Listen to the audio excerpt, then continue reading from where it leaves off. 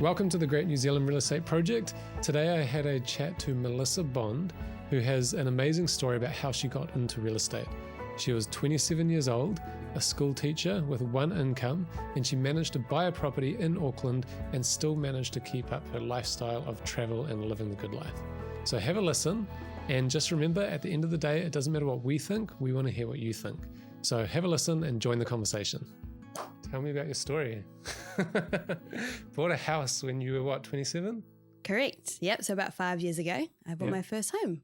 Nice. Yeah. And that was in Auckland, from what I know so far. Yes, that's correct. In Auckland, Papakura, Auckland. Yeah. And you were a teacher at the time, right? Yes. When I purchased it, I was a teacher. But beforehand, when I started to save for my house, I was an outdoor instructor. Yeah, right. And no second income either? Nope. No second income.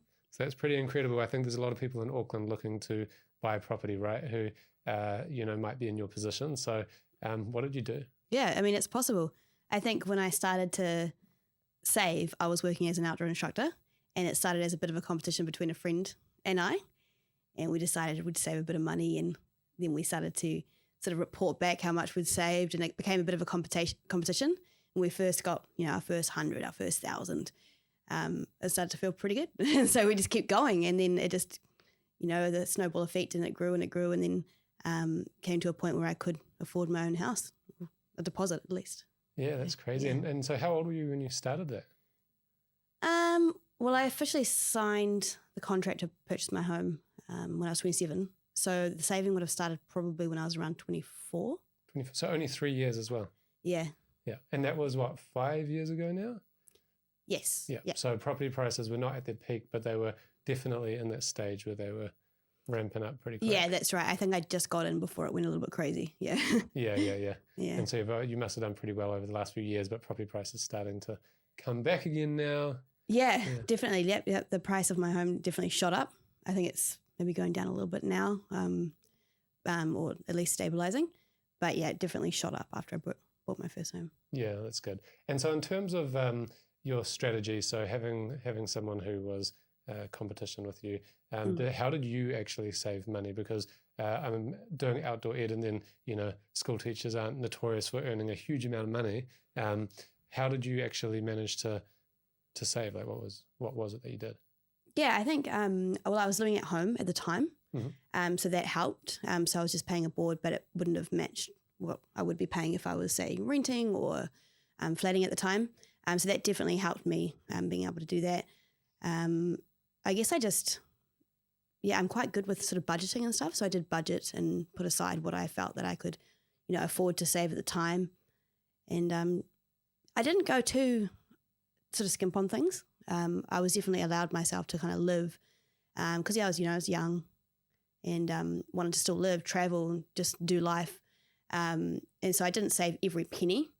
I just kind of saved what I was able to, and yeah. Did you have a set percentage of your income that you were saving, or was it kind of like the end of this week, I've got this much money, I'll put it aside? Yeah, it definitely came down to, I would spend what I needed to spend, and then whatever was left at the end of that, say pay, like fortnightly pay, then I would just put it straight into my savings.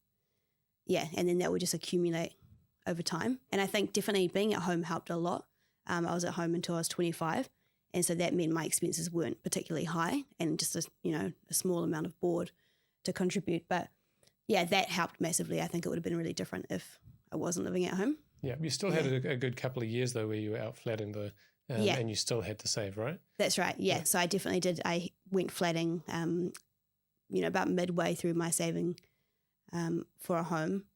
And that made a difference, but I was still doing the same thing, like any leftover money at the end of the fortnight, I would just transfer it across. But the bulk of that savings was done, I think, before. Like I definitely kicked off the saving before I went flatting, and then it kind of topped up a little. But I actually didn't realize that I had enough to buy a home at all.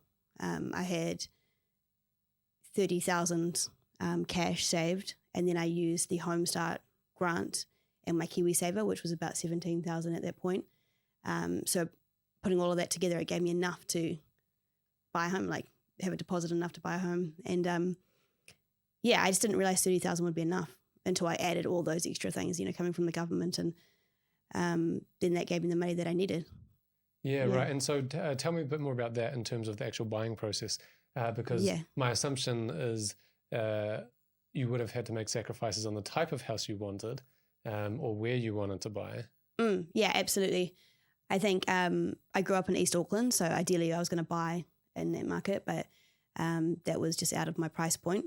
So I had to go sort of wider Auckland. And so I was looking around different areas and I stumbled across my home pretty quickly early on the process. So I was shown a few by actually one of your agents that was working for you at the time. Took me out to Papakura. We had a look at a few homes. And the one that I purchased was a brand new build. And yeah, I think I loved it because it was new. Because I had been looking, because my price point didn't allow me to get too much, to be fair. And so I was looking at kind of a lot of like older style homes and things that possibly needed, renovation and things. And then, I found this one. It was brand new and it was really appealing to me, being the first owner. And so, I just had a look around there and decided, yep, this is the one. And then I brought my parents out and came for a second time, and then an offer was on the table and it was all go from there. So, because I hear of people's stories where it's really hard to get on the market and, they spend, months and years looking for a property and then sort of going to the auctions and losing a whole bunch of different houses and things like that. But for me, it wasn't like that at all. I just really quickly found one that I liked, put in an offer. The offer it bounced back to me once, and then it was all signed, sealed, and delivered. So it wasn't. It all fell into place. It wasn't. It wasn't. Yeah, it wasn't like a grind difficult for you. Yeah, it wasn't a grind. It wasn't like an ongoing thing. It just really happened really quickly. So I think I was really lucky. Yeah, right. And is there anything that you kind of put down to why it happened that way? Did you have good advice? Did you have a good mortgage broker? Your parents telling you some stuff? Because I know that when the market was going up, a lot of people, when it started to ramp up, they wouldn't make offers, and then suddenly they look back and go, should have made an offer because now the prices have gone up.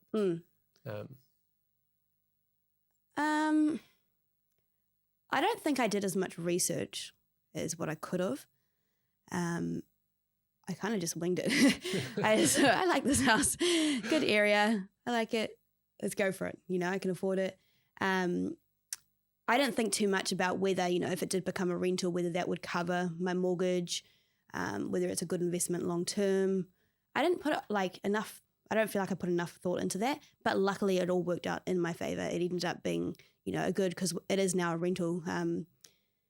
It ended up being a good rental. It's close to a motorway. The area's still nice. It hasn't changed. It was even developed, if anything. Yeah, so it ended up just all working out. But I think it was a bit of luck. And yeah, right. Yeah. So I mean, because I guess it's one of those things where when I look at what you've said, when the market was going up, it sounds like because you made a quick decision, 5 years ago, that was actually probably one of the best things that you could have done. Whereas had you waited, it might have got harder and harder and harder, which I think is what a lot of other people experienced. Definitely. Yeah. And so while you may not have been aware of it at the time, the being aware of what's going on in the market is really important for someone in terms of what their decisions are. And the other thing as well, from what I remember, is that you moved out of, you had to live in the house for 6 months, right? Because it was a first home with part of the first home buyer's grant. Exactly, yeah. Yeah. But it wasn't an area you particularly wanted to live in long term. That's right, yeah. So I stayed for about 7 months and I had a flatmate in with me. And then after the 7 months, I decided that it was time to move on. And that was really because I'm quite a social person, really. So I enjoy having a lot of people around. So I really enjoy flatting or even being at home where there's, a few more people around. And so I think that was a factor. And also I didn't really have anything out in Papakura for me. I was working in Otahu. My family's in East Auckland. Friends are scattered around the place. And so I just didn't have anything that was drawing me to drive out that far. And at the time they were working on the motorway and it was like one lane. So it took forever to get there and back and everything. So I decided to move on from there. But no regrets in buying it at all. Like I'm really stoked that I got on what I did, because I think if I did wait, even a year, a couple of years, I don't know if I would have been able to do it. So I have no regrets in that snap decision that I made. Yeah, sometimes it just works out, doesn't it? Yeah, but I think, again, that idea that, being open to living somewhere for a short period of time where you don't necessarily see yourself because, you were flatting at the time. Like you said, you like living with a lot of people. So to make that sacrifice to go live there for 6 months, and it was a two-bedroom townhouse. Two-bedroom townhouse, yeah. And so if you were willing to put aside what you wanted for a while, but then move there and then eventually rent it out and go flatting again. So right now you're flatting, but you're renting out the property. That's right. Is that right? Yeah. And that, from what I understand, has also enabled you to not only own the house, but also do some travel. You haven't had to sacrifice everything, which people think you have to do. Yeah. So with the interest rates at first, I had to top up my mortgage a little bit. And then it got to a point where I was able to cover the repayments that I had to make. And then with the interest rates going up, I'm now in a position where I do have to top up a little bit. But it's quite cool because it means that I have a mortgage, but I'm almost living like I don't, because I have tenants and they're contributing to my repayments significantly. So that's cool. That gives me a lot of freedom, so I don't have to live so restricted. And I've been able to do lots of travel. I love to travel, so I've been able to do that. And I haven't had to make too many sacrifices in that space. If I was living in the house by myself and paying the full mortgage by myself, that would be a different story for sure. But I guess it's just worked out really well, but kind of fluked it. Yeah. Yeah, I'm like looking for the sage advice of like, what did you do? What did you? I just winged it. But I mean, that's awesome that worked out for you. And it's pretty crazy when you think about it because, like we said at the start, you didn't have a second source of income. You started saving early. You were able to buy a house at 27 when the market was going up. Still able to travel. It's in Auckland, and what I'm hearing from a lot of that is, ultimately it's because you saved really well from the start. You had a competition with a friend, which gave you a bit of motivation to kind of get started.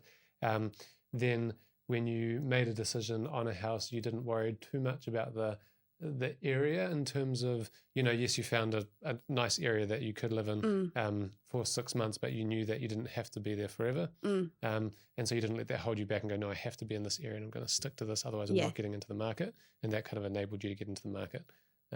You bought at a good time. And now you've managed to set up your lifestyle around that rather than the property kind of being like a ball and chain. Yeah, definitely. Because I think there's a lot of people out there now who have possibly taken huge mortgages and they may have even bought at a similar time, but when as interest rates are increasing, there's probably a lot of fear for people in the market now that they're going, am I going to be able to afford the repayments? Like you said, there was a time where you didn't even have to top up, and now you're thinking, now you're going to have to start topping up the mortgage again. Yeah. And there may be a real possibility, depending on what happens, that goes up and up even more. Have you now thought about what you might want to do around planning for that? Yeah, definitely. So I think when I first locked in my mortgage, it was at 4.25.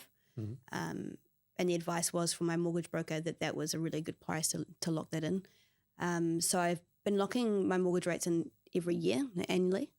But this time around, I believe it was April this year, I locked it in for 3 years. And that was because we noticed it was going up and just with things quite uncertain, I decided to lock that in with the advice again from my mortgage broker. And so I've got mine locked in at 4.65 until April 2025. So that gives me a bit of security knowing that I've got at least until that time to sort of figure things out, I guess. My plan was to save and pay off as much of that mortgage as I possibly could so that my repayments would then come down as a reflection. But I keep spending the money on traveling. So that was my plan, but other things are coming up and I definitely want to, because I'm still youngish. So I still want to live. I still want to try to, travel and do the things that I love. So yeah, sometimes the money that I'm saving to put in my mortgage does go into other things for that reason.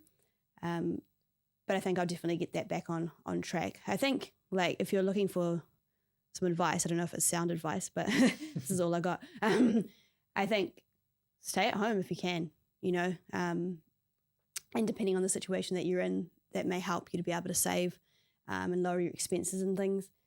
The other thing is I did a thing where once it was I had an account that was separate from my spending account, separate from everything else. And once I'd put money in there, it's in there. That's it. So I was really strict with that.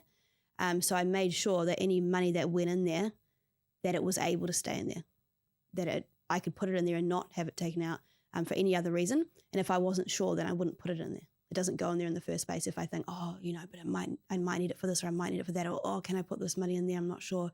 I might need it.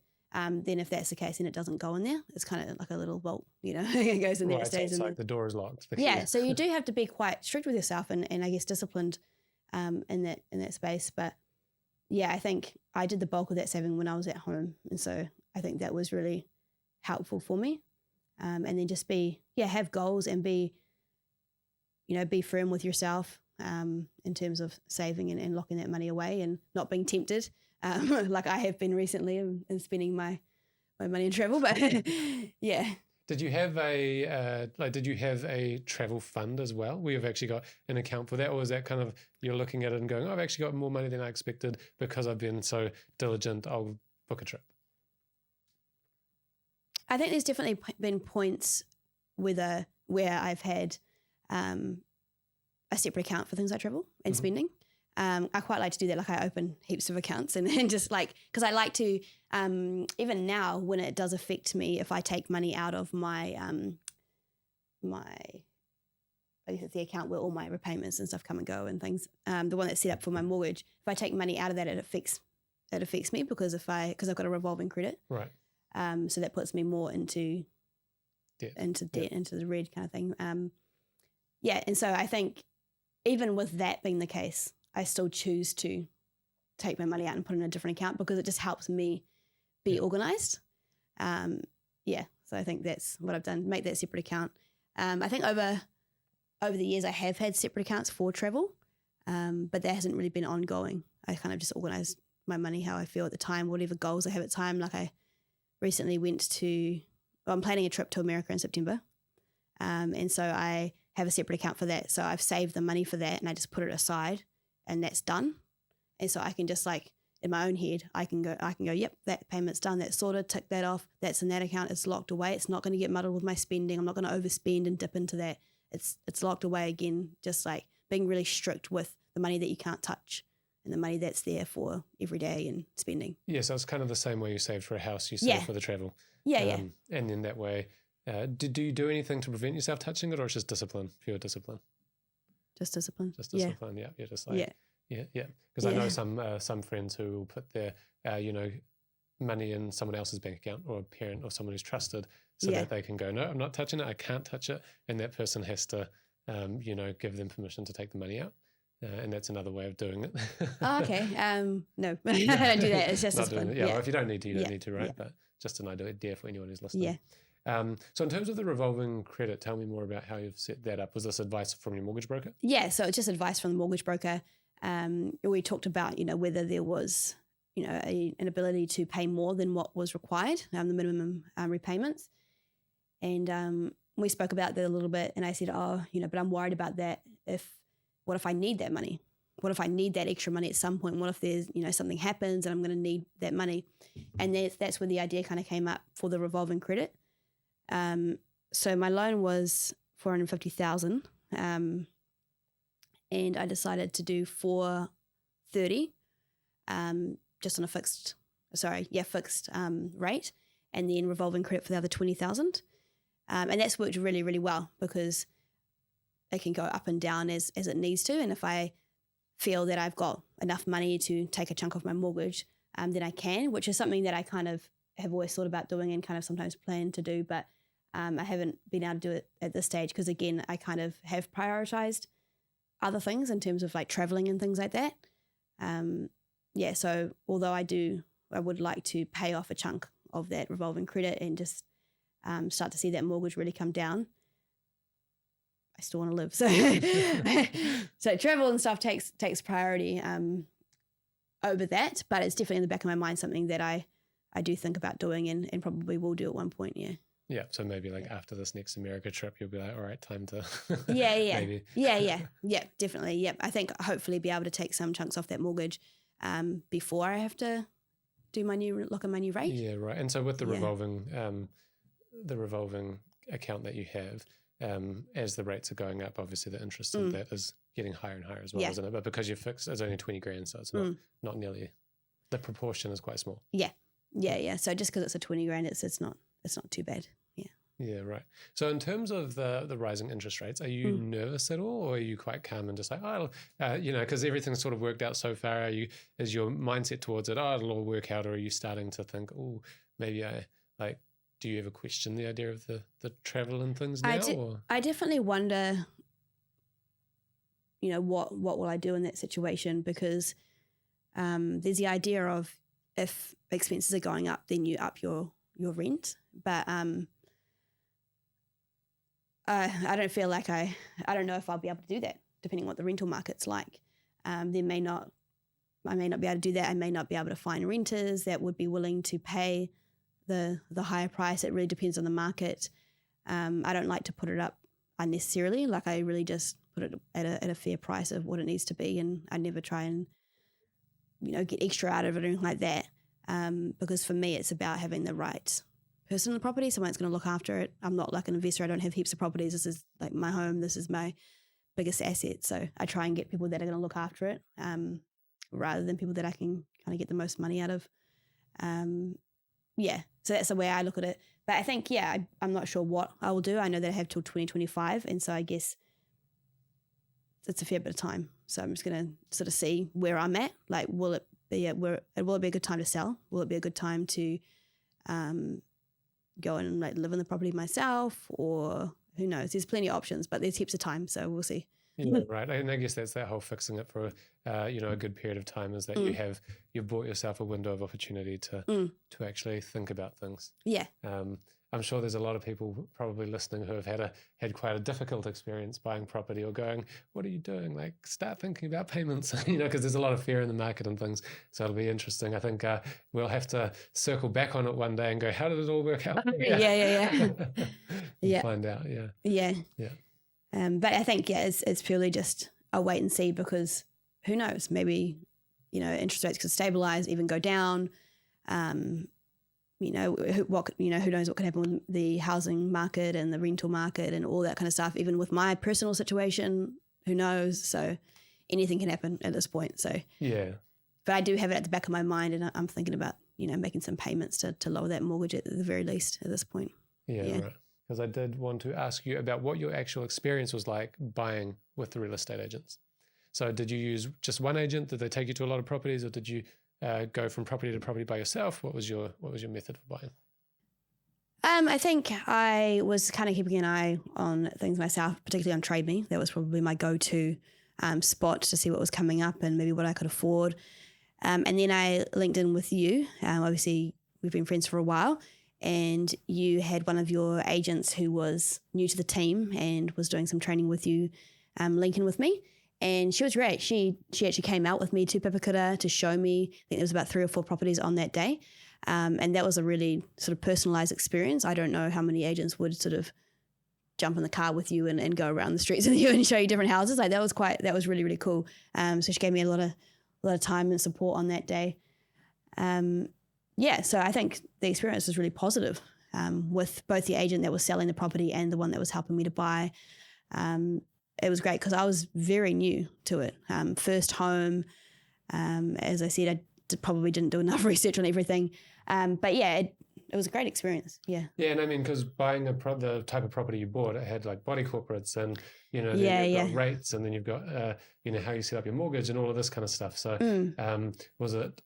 Navigating that must have been a bit tricky, or just a lot to learn, I guess. There was lots to learn for sure. I think. In terms of the contract, I had a lawyer look over it, as you do, and that was a real roller coaster ride, because I was really excited that I'd made an offer and I'd signed on the dotted line. But then I had to wait for the lawyer to sign everything and go through all the due diligence. Due diligence. Cut that out. But I had to wait for that, and then I would check in with her, and she's like, "Oh, there's something here that we're not sure about. Just let me get clarification on this part." And so I was like, "Oh no, I'm not going to get it. I'm going to lose the house. What's going to happen?" So emotionally, it was a real roller coaster ride from the side of getting it checked by the lawyer. Very much like, "Oh, it's going to work. Oh, it's not. Oh, yes, it's on track. Oh no." So it was and then so when you finally get it all signed, sealed, and delivered, it's a good feeling. Yeah. That's awesome. Yeah. And so in terms of the agent who helped you, was there anything that you think that they did that was really helpful, or even anything they did that you're like, oh, that could have helped me more? It's a good question. So obviously you love the personal experience. That's a starting point. I think. What about in terms of the knowledge yeah. of like talking you through things? To be honest, I don't really remember all the details of that, but I remember being pretty happy with the process, and I was able to ask any questions that I needed to of you or your agent that was helping. But yeah, I felt pretty comfortable the whole time, and yeah, she was really helpful. So yeah, well, that's awesome. Another easy tick in the box for you. Another easy tick in the box, yeah. Yeah. So nothing that you could go, oh, actually, this was something that I wasn't sure about, or this made me uncomfortable. It was all just smooth sailing. Yeah, no, everything was pretty smooth sailing. I don't remember ever so having any concerns around the agent or the process. Yeah. And what about the rental side of things? So you, the property is rented at the moment, and obviously one of the benefits that I see is that because you bought a new house, you didn't have to contend with any of the healthy home stuff because your house is up to standard. There's no bringing it up and spending more money or being caught out by something that you were not aware of. So to me, that's a huge plus in terms of your strategy of living there and then renting it out for a while. Do you use a property manager or just manage it yourself?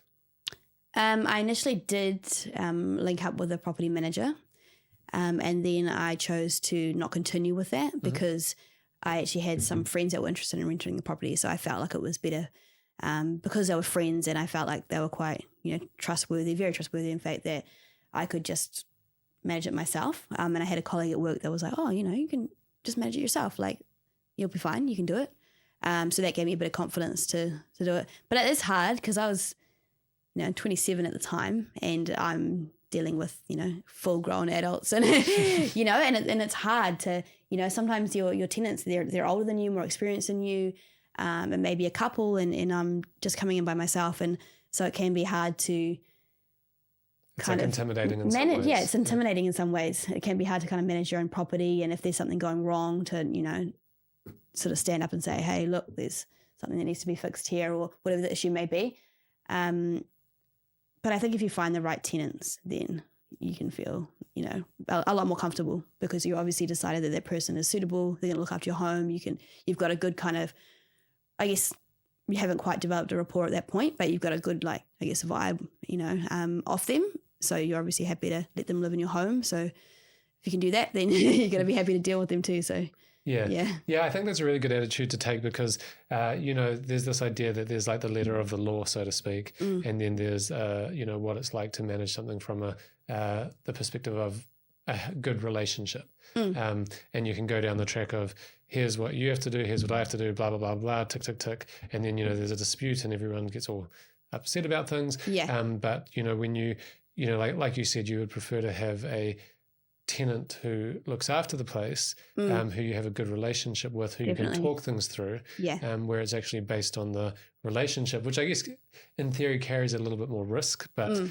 if it is the right person, then you can navigate any tricky situations Definitely, without having to resort to the rule book, so to speak. Yeah, I think I've been really lucky with my tenants. They've all been really great. Just good communication, no issues with payments or anything like that, or any concerns with them at all. So I've been really lucky because I think my tenants have actually changed, I think, every year so far. Oh, wow. I think maybe because my property is quite small. So as they, I've had people that have had a young child or outgrown the property and things like that. So, it tends to, just because I think of the nature of the place, they do move on, maybe after a year. And I also do my contracts for a year as well. I like to have it locked in for at least a year, just so it's a bit of security knowing that that's sorted. Yeah, right. Have you ever had any gaps with no tenant and you've had to kind of fit the bill? No, I haven't. No. Yeah, and it was really awkward because I had the contract ending around Christmas time. Mm-hmm. And so there was one year where I decided, can we just extend this a little bit until Feb, so I can get out of that awkward time, because it's really hard to find tenants when you're going away on holiday, or, everyone's away and they've already locked in their place, for Christmas and the New Year. So I think, that was a good idea to just extend it out. And now it's at February for it to be renewed. So that's better. Yeah, right. And was that because of the relationship that you were able to go, can we extend this out? And, they were willing to do that? Or how did that kind of play out? I think you just have to kind of negotiate with that person of what's suitable and doable for them and what's suitable and doable for you. I think just make it work. And if you've got the right tenants, then you guys will both sort of work it out together. I think, if everyone in the conversation is reasonable and understanding and stuff, you can kind of make it work. And it may not always work in your favor, but at least you've tried, you've had the conversation, and Yeah, nice. Did you, so in terms of finding the right tenant, obviously you've had friends and people or anything like that, which makes it much easier. Have you ever had challenges, and you don't have to go into the detail, but like with friends? Because I know that sometimes there can be that tension of, either working with friends, living with friends, and maybe renting to friends, where has there ever been any challenges?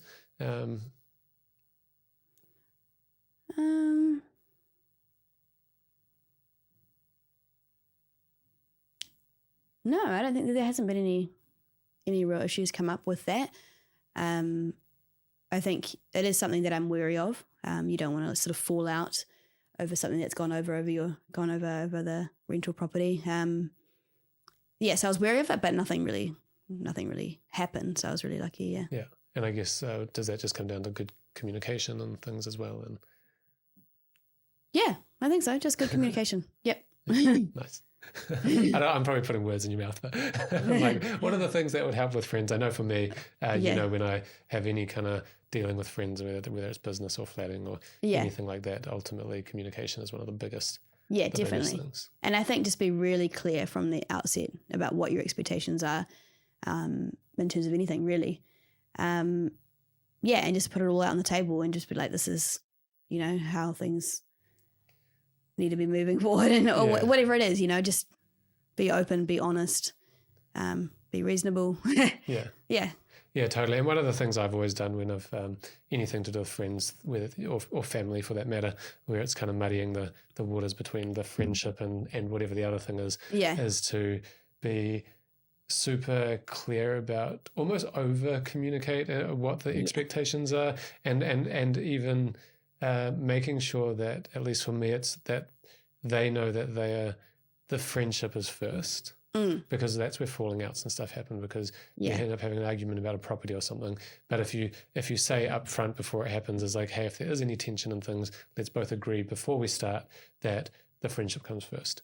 So it means that, let's say there hypothetically was a big falling out and something happens with the house, you go, all right, the idea is that, they might go find another place to live, you get another tenant in, but you go, but we're going to work on making sure that we're still friends. We're never going to let that thing come between us, because that problem didn't exist beforehand. It doesn't need to exist afterwards, kind of thing. Yeah. And I've always found that it's a good idea. Yeah. Oh, awesome. Oh, that's exciting. We'll have to, like I said, circle back and find out how it goes in a few years' time. Yeah. And watch the space. Yeah. But hey, thanks for having a chat, and it's been really great, and I'm sure that there's few little nuggets in there for people to have a think about. And we'll have to come back next time. Okay, cool. Thank you. All right, thanks.